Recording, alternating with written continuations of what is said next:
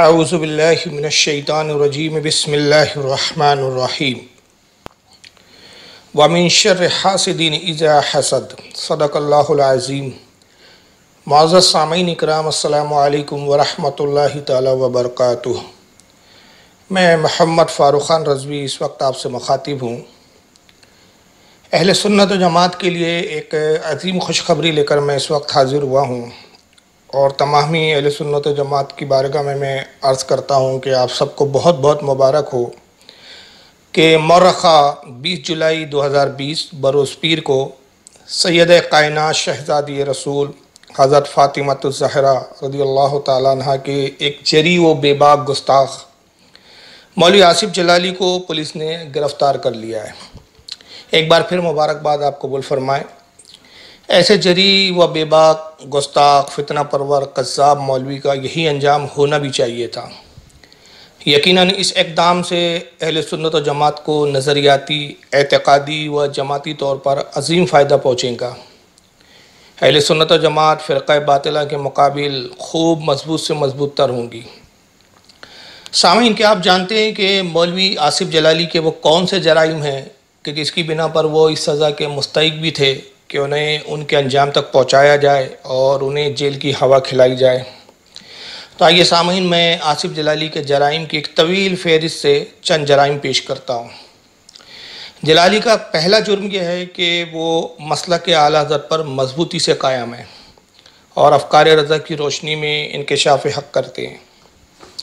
جلالی کا دوسرا جرم یہ ہے کہ وہ سالہ سال سے عقیدہ اہل سنت پر سیمینار کرتے آ رہے ہیں، جس میں تمام فرقہ باطلہ جیسے قادیانیت ہے، دیوبندیت ہے، وہابیت، شیعیت ہے، رافضیت، نیم رافضیت، تفضیلیت، ان سب کا وہ رد بلیغ لفاظی اور لنترانیوں سے کرنے کی بجائے قرآن و حدیث و ائمہ کی کتابوں کے دلائل کی روشنی میں کرتے ہیں۔ حریفوں نے رپٹ لکھوائی ہے جا کے تھانے میں کہ اکبر نام لیتا ہے خدا کا اس زمانے میں۔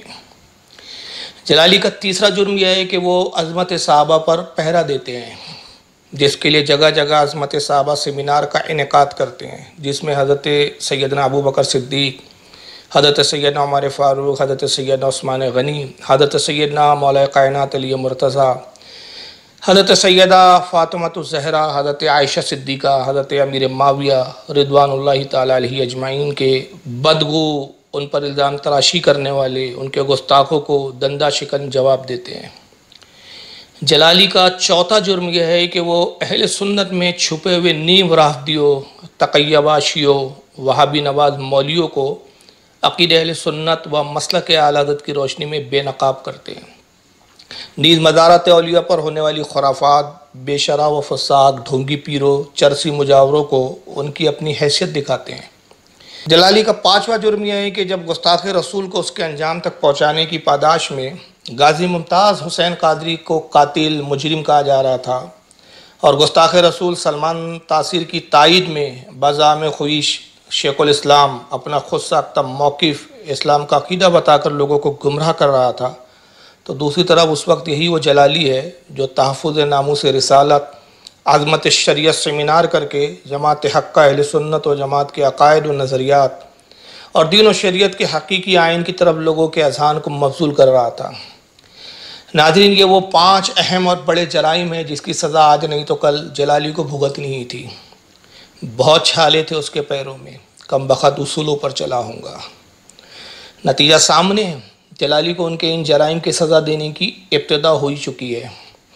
جلالی صاحب جیل گئے، یہ کوئی نئی بات نہیں ہے، کیونکہ جیل تو وہ اس سے قبل بھی کئی مرتبہ جا چکے ہیں، لیکن اس بار افسوس تو اس بات کا ہے کہ اس بار انہیں جیل بھیجنے کی اس کارروائی میں غیروں کے ساتھ ساتھ کچھ اپنے بھی شامل ہیں۔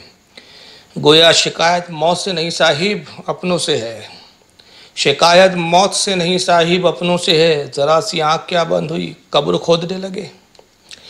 محترم سامعین اکرام، یہ تنازع اتنا بڑا نہیں ہے جتنا بڑا بنا دیا گیا ہے۔ میں اس سے قبل بھی اپنی ایک ویڈیو میں عرض کر چکا ہوں کہ ہمارے ذی علم سنجیدہ قابرین کو چاہیے کہ کسی کی طرفداری و جانبداری کو بالائے طاق رکھ کر اور شخصیتوں سے معروب ہوئے بغیر غیر جانبدارانہ سامنے آئیں، آصف جلالی صاحب اور ان سے اختلاف کرنے والے حضرات کو آمنے سامنے بٹھائیں فریقین کے دلائل و براہین کو سنیں اور جس کی بات عقیدہ اہل سنت کے مطابق ہو اس کی صداقت کا اعلان کر دیں، اور دوسرے فریق کو اپنی غلطی کو تسلیم کرتے ہوئے توبہ اور رجوع کا حکم دے۔ بس بات ختم۔ بات چھوٹی سی تھی لیکن دور تک چلی گئی۔ آخر اس کی وجہ کیا ہے؟ اس نزاع پر میں نے جس قدر بھی غور کیا اور اس کی جڑوں تک پہنچنے کی میں نے حتی الامکان اپنے علم کی روشنی میں کوشش کی تو مجھے صرف ایک ہی بات پوشیدہ نظر آئی، اور وہ ہے حسد۔ جی ہاں، حسد، صرف حسد، اللہ کی پناہ۔ وَمِن شَرِّ حَاسِدٍ إِذَا حَسَدَ۔ یاد رکھیے، جس نزاع میں حسد کی آمیزش ہو وہ نزاع کبھی ختم نہیں ہو سکتا، ورنہ اگر خلوص، للہیت، جماعت کا اتحاد، اہل سنت کا درد پیش نظر ہو تو بڑے بڑے اختلافات، بڑے سے بڑے مسائل آپسی گفتگو سے حل ہو جاتے ہیں۔ لیکن برا ہو ابلیس لعین کا کہ اس نے علماء کے خلاف حسد نامی ایک ایسا ہتھیار تیار کر رکھا ہے کہ اس ہتھیار کی ضرب سے بچ پانا ناممکن سا ہے، الا یہ کہ جس پر اللہ کا کرم اور رسول کا فضل ہو جائے۔ چنانچہ امام فخر الدین رازی رحمۃ اللہ تعالیٰ علیہ تفسیر کبیر جلد اول صفحہ نمبر 276 پر نقل فرماتے کہ دنیا ایک باغ ہے جسے اللہ تعالیٰ نے 5 چیزوں سے زینت بخشی ہے: حاکموں کے انصاف سے، تاجروں کی امانت سے، عورت کے حسن سے، زاہدوں کی عبادت سے، اور علماء کے علم سے۔ تو ابلیس نے 5 مختلف قسم کے جھنڈے تیار کیے اور انہیں ان لوگوں کے سامنے گاڑ دیا۔ حاکموں کے انصاف کے سامنے ظلم کا جھنڈا گاڑا، تاجروں کی امانت کے سامنے خیانت کا جھنڈا گاڑ دیا، عورت کے حسن کے سامنے بدکاری کا جھنڈا گاڑا، زاہدوں کے سامنے ریاکاری کا جھنڈا گاڑا، اور علماء کے سامنے حسد کا جھنڈا۔ اللہ اکبر۔ محترم سامعین حضرات، ممکن ہے کہ کچھ لوگ میرے اس حسد والے بیان سے اتفاق نہ کریں اور اسے علماء کی بارگاہ میں گستاخی پر محمول کریں، تو عرض کر دوں کہ اس تنازع کو میں نے جو حسد سے تعبیر کیا ہے اس کی ایک بڑی وجہ ہے، اور وہ یہ کہ اگر ہمارا وہ طبقہ جو واقعی کسی کے گستاخانہ بیان پر اتنا ہی چراغپا ہو جاتا ہے اور گستاخی کرنے والے کو قانونی سزا دلانا، اس کے خلاف ایک مہم چھیڑ دینا اپنی شرعی ذمہ داری و فرض عین سمجھتا ہے اور اسے اہل سنت و جماعت کے عقائد و نظریات کا تحفظ کرنا باور کراتا ہے، تو کیا وجہ ہے کہ اسی ملک پاکستان میں کئی ایسے بڑے بڑے گستاخ موجود ہیں جنہوں نے کھلے لفظوں، کھلے عام، برسر منبر، صحابہ اکرام، ازواج مطہرات، رسول اللہ صلی اللہ علیہ وسلم، بلکہ اللہ رب العزت تک کی گستاخیاں کی ہے اور مسلسل کرتے آ رہے ہیں؟ کیا ان کے خلاف بھی کبھی اس طائفہ کو کسی طرح کی کوئی قانونی کارروائی کرنے یا کسی طرح کی عوام الناس میں مخالفت مہم چھیڑنے کی توفیق ہوئی ہے؟ کہیں ایسا تو نہیں ہے کہ چند فتنہ پرور نیم رافضیوں، تفضیلیوں اور غالی شیعوں کی ملی بھگت سے عظمت فاطمہ تو بہانہ ہے، مسلک کے اعلیٰ حضرت نشانہ ہے؟ یہ گستاخیوں پر چراغپا ہونے والے، گستاخوں کو ایک لمحہ برداشت نہ کرنے والے، گستاخوں کو ان کے انجام تک پہنچانے کے لیے کوشاں رہنے والے اگر واقعی اپنے مقصد اور اپنی نیت میں اتنے ہی مخلص ہے تو میری ان حضرات سے گزارش ہے کہ برائے کرم ان گستاخوں پر بھی ذرا نظر غضب فرمائیں اور ان کے خلاف بھی FIR مقدمات قائم کریں تاکہ آپ کا دین و سنیت کے حوالے سے مخلص و منصف ہونا ساری عوام پر ظاہر ہو جائے۔ آئیے ذرا ان گستاخوں کا بھی تھوڑا سا جائزہ لے لیں۔ جو زبان پہ آ گئی ہے وہ ٹل سکتی نہیں ہے، نمک علی کا کھاتا ہوں، ذرا مولوی سے کیسے؟ اور اتنے درجے ایمان کے میں نے کسی نبی کے پاس نہیں دیکھے جتنے علی کے نوکر کے پاس دیکھے۔ یہی وجہ ہے میں اللہ کو علی کہوں وہ خوش ہوتا ہے، علی کو اللہ کہوں جب تاوار سے تقسیم کرتا ہے، اور مولا اسے تیرے نام سے پکاروں وہ راضی ہوتا ہے۔ تجھے اللہ کہوں تو جلال میں کیوں آتا ہے؟ علی کہتا ہے چل کم کر، تجھے اپنے مرشد کی کریمی کا پتہ ہی نہیں ہے۔ یہ نام اللہ اسے میں نے دیا ہے، جو چیز علی دے دے وہ واپس لیتا۔ علی منبر کوفہ پر بیٹھ کر کہہ رہے تھے دنیا والوں سورج بنانے والا میں علی ہوں، آسمان بنانے والا میں علی ہوں، زمین بچھانے والا میں علی ہوں، چاند بنانے والا میں علی ہوں، جزا دینے والا میں علی ہوں، سر ہلانے والا زندہ باد ہے، سزا دینے والا میں علی ہوں، رزق دینے والا میں علی ہوں، نبی بھیجنے والا میں علی ہوں، کتابیں نازل کرنے والا میں علی ہوں، یوم معشر عدل کی مسند پر میں علی بیٹھ کر تمہارا عدل کروں گا۔ ایک مقصر علی کے دربار میں اٹھا، اس نے کہا یا علی علی یہ تو اللہ کے کام ہے جو تو اپنی ذات کے ساتھ لگا رہا ہے، یہ کوئی تیرے فضائل ہے؟ علی فرماتے تیری ماں تیرے غم میں ماتم کرے، چپ کر کے زمین پہ بیٹھ، یہ میرے فضائل نہیں ہے، یہ میری نوکری ہے، فضائل اس سے بھی آگے۔ قرآن صرف دو کام کرتا ہے، یا علی کو سلام کرتا ہے یا علی کے دشمن کو بے شمار کرتا ہے۔ جو بول پڑے یہ میرے ہو گئے، جو چپ کر گئے پتہ نہیں وہ کس کے ہو گئے۔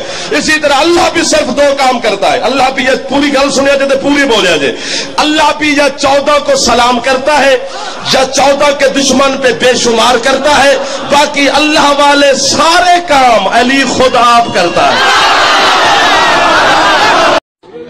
ایک شخص نے آ کے میرے مولا سے پوچھا، مولا اللہ کیا ہے؟ مولا نے فرمایا کوفے والوں میرا اللہ ایسا ہے، کوفے والوں میرا اللہ ایسا ہے، کوفے والوں میرا اللہ ایسا ہے، کوفے والوں میرا اللہ ایسا ہے، کوفے والوں میرا اللہ ایسا ہے، کوفے والوں میرا اللہ ایسا ہے۔ علی توحید کی باتیں کر رہا تھا، یہ بندہ اٹھ کے کھڑا ہو گیا، اس نے کہا اے علی تو اللہ کی باتیں کر رہا ہے، تو نے اللہ دیکھا ہے؟ علی نے فرمایا میں اسے سجدہ کرتا ہی نہیں جسے میں نے دیکھا نہ ہو، میں اسے جھکتا ہی نہیں جسے میں نے دیکھا نہ ہو، میں اسے سجدہ ہی نہیں کرتا جسے میں نے دیکھا نہ ہو۔ اتنا کہنا تھا، یہاں سے لے کے آخری کھڑے بھائی بزرگ کا جتنا مجمع موالیوں کا حلالیوں کا جو رزق علی کا کھاتے ہو، زندگی علی سے لیتے، اولاد علی سے لیتے ہو، اپنے ہاتھوں کو علم عباس کی طرح ہوا میں لہراتے ہوئے نجف میں میرے مولا کو خراج پیش کرنا ہے۔ اس نے کہا اچھا مولا اگر تو نے اللہ دیکھا ہے، یہ دعویٰ آدم نے نہیں کیا، یہ دعویٰ نوح نے نہیں کیا، یہ دعویٰ ابراہیم نے نہیں کیا، یہ دعویٰ موسیٰ نے نہیں کیا، پہلی بار تو نے کوفے کے منبر پہ کہہ دیا کہ تو نے اللہ دیکھا ہے۔ اگر تو نے اللہ دیکھا ہے پھر منبر پہ بیٹھ کے بتا وہ اللہ کیسا ہوتا ہے، اس اللہ کی آنکھیں کیسی ہیں، اس اللہ کا چہرہ کیسا ہے، اس اللہ کے بال کیسے ہیں، وہ اللہ کیسا لگتا ہے۔ علی کا سر اٹھا، ادھر دیکھ، ایسا لگتا ہے۔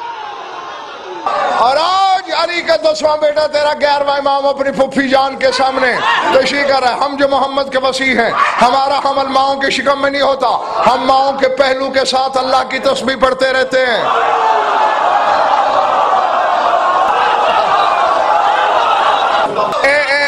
ملک اور کچھ چہروں پہ پریشانی ہے، علم غیب میں نہیں رکھتا، اللہ جانے کیا ہے، تو پھر میں ایک فکرہ اور کہتا ہوں۔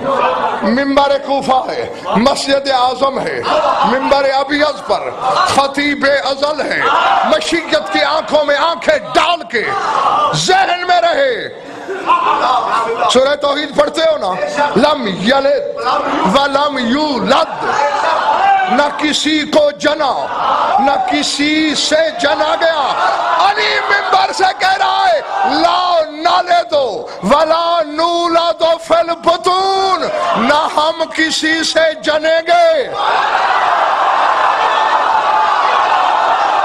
کہتے میرے دل میں خیال آیا، پہلی بار یہ بات کہہ رہا ہوں، ابو طالب کہتے میرے دل میں خیال آیا کہ میں جاؤں اور اسے جا کر پوچھوں کہ بتا 13 رجب کو فجر کے وقت اس وقت میں آنے والا بچہ کن صفات کا مالک ہوگا۔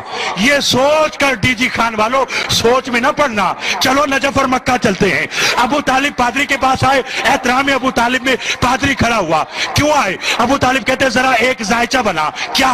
ذرا دیکھ تو صحیح، 13 رجب فجر کے وقت اتنے بج کر اتنے منٹ پر ایک بچہ پیدا ہوا ہے، بتا وہ کن صفات کا مالک ہوگا۔ ایک بچہ آیا ہے، بتا وہ کن صفات کا مالک ہوگا۔ صفتین کوسا مجھے حیدریہ مسجد کے اس منبر کی عظمت کی قسم، پادری نے پرچہ اٹھایا، کاغذ قلم لیا، ایک ذائچہ بنایا، دیکھا، پھاڑ دیا، دوسرا لیا، بنایا، پھاڑ دیا، تیسرا لیا، بنایا، پھاڑ دیا، چوتھا لیا، بنایا، پھاڑ دیا۔ جب لا تعداد ذائچے بناتا رہا، پھاڑتا رہا، ابو طالب نے کہا بتاتا کیوں نہیں کہ 13 رجب کو اتنے بجے جو بچہ آیا وہ کیا ہوگا؟ پادری کھڑا ہو کر کہنے لگا ابو طالب جو وقت تو بتا رہا ہے اس میں اللہ تو پیدا ہو سکتا ہے، بچہ پیدا ہے۔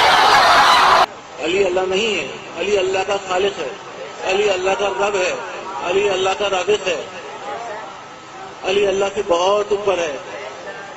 اللہ کی معراج کیا ہے؟ اللہ کی معراج یہ ہے کہ وہ در سیدہ جل شانہ پر اپنی داڑھی سے جھاڑو لگاتا ہے۔ اللہ کی معراج یہ ہے کہ وہ در سیدہ جل شانہ پر سجدہ کرے۔ اللہ کے سر کا تاج جناب سیدہ کی نالین کی مٹی ہے، جناب سیدہ جل شانہ کی نالین کی خاک میں اللہ پوشیدہ رہتا ہے۔ یہ ہے توحید. ہم کوئی توحید کے منکر نہیں ہیں, ہم کوئی مسیحی نہیں ہیں. مسیحی تو صرف کہتے ہیں علی اللہ, ہم کہتے ہیں علی خالق اللہ, علی رازق اللہ, علی رب الارباب, علی پروردگار اعظم, علی مولائے کل, علی امام حق. کیا اس طائفہ کے نزدیک آصف جلالی کی گستاخی ان گستاخوں سے بڑی ہے؟ کیا ان پر کارروائی نہ کرنے میں کوئی دنیاوی منافعت یا کوئی مجبوری پیش نظر ہے؟ یا اب ہمارا یہ طائفہ نعوذ باللہ اللہ کی عظمت, تعظیم و توقیر سے بڑا اہل بیت کو سمجھنے لگا ہے کہ اللہ کی گستاخی تو منظور ہے, لیکن اپنے ذام میں اہل بیت کا جسے یہ گستاخ سمجھ لے اس کی جان کے پیچھے پڑ جائیں؟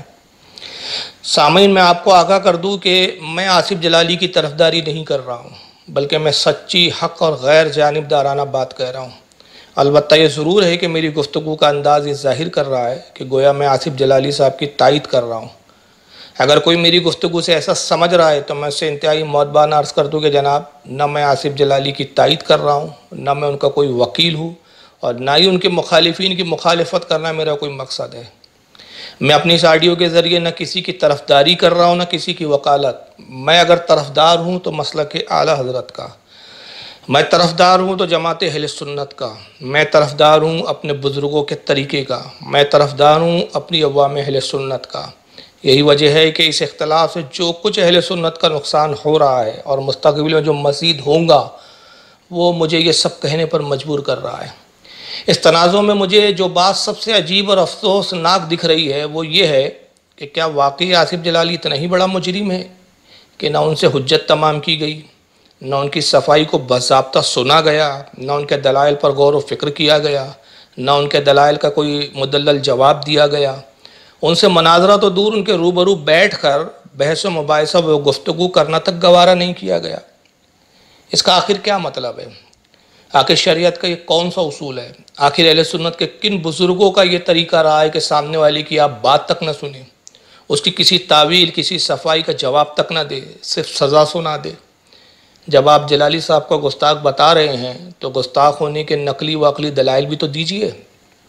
محض جذباتی بیانات, جذباتی تحریریں جن کا اصل مسئلے سے کوئی تعلق نہیں, اور جب اس سے بھی کام بنتا دکھائی نہیں دیا تو گالیوں کی نوازشات, اور گالیوں سے بھی کام نہ بنا تو اب جیل کی سزا. استغفر اللہ ربی من کل ذنب واتوب الیہ. آخر اسے حسد نہ سمجھا جائے تو کیا سمجھا جائے؟ مخالفین آصف جلالی اگر واقعی اپنے آپ کو مسلک اعلیٰ حضرت کا ماننے والا سمجھتے ہیں تو بڑے ادب سے ان کی بارگاہ میں عرض کرتا ہوں کہ صاحبان, ذرا اعلیٰ حضرت کا یہ رسالہ تحمید ایمان صفحہ نمبر 131 ملاحظہ فرما لے اور دیکھیں کہ امام اہل سنت مجدد دین و ملت الشاہ امام احمد رضا محدث بریلوی علیہ رحمت و رضوان کیا فرماتے ہیں. فرماتے ہیں کہ لزوم و التزام میں فرق ہے. اقوال کا کلمہ کفر ہونا اور بات ہے اور قائل کا کافر مان لینا اور بات. ہم احتیاط برتیں گے, سکوت کریں گے جب تک ضعیف سے ضعیف احتمال ملے گا, حکم کفر جاری کرتے ڈریں گے. نیز اسی رسالہ تحمید ایمان صفحہ 133 پر فرماتے ہیں, مسلمانوں یہ روشن, ظاہر, واضح, قاہر عبارات تمہارے پیش نظر ہے جنہیں چھپے ہوئے 10 اور بعض کو 17 اور تصنیف کو 19 سال ہوئے, اور ان دشنامیوں کی تکفیر تو اب 6 سال یعنی 1320 سے ہوئی ہے. ان عبارات کو بغور نظر فرماؤ اور اللہ و رسول کے خوف کو سامنے رکھ کر انصاف کرو. یہ عبارتیں فقط ان مفتریوں کا افتراء ہی رد نہیں کرتی بلکہ صراحتاً صاف شہادت دے رہی ہیں کہ ایسی عظیم احتیاط والے نے ہرگز ان دشنامیوں کو کافر نہ کہا جب تک یقینی, قطعی, واضح, روشن, جلی طور پر ان کا سری کفر آفتاب سے زیادہ ظاہر نہ ہو لیا, جس میں اصلاً ہرگز گنجائش کوئی تعویل نہ نکل سکی. آخر یہ بندے خدا وہی تو ہے جو ان کے اکابر پر 70 وجہ سے لزوم کفر کا ثبوت دے کر یہی کہتا ہے کہ ہمیں ہمارے نبی صلی اللہ علیہ وسلم نے اہل لا الہ الا اللہ کی تکفیر سے منع فرمایا ہے جب تک کہ وجہ کفر آفتاب سے زیادہ روشن نہ ہو جائے, اور حکم اسلام کے لیے اصلاً کوئی ضعیف سا ضعیف محمل باقی نہ رہے. سبحان اللہ, حکم تکفیر و حکم گستاخی عائد کرنے میں کیا احتیاط ہے میرے امام کی.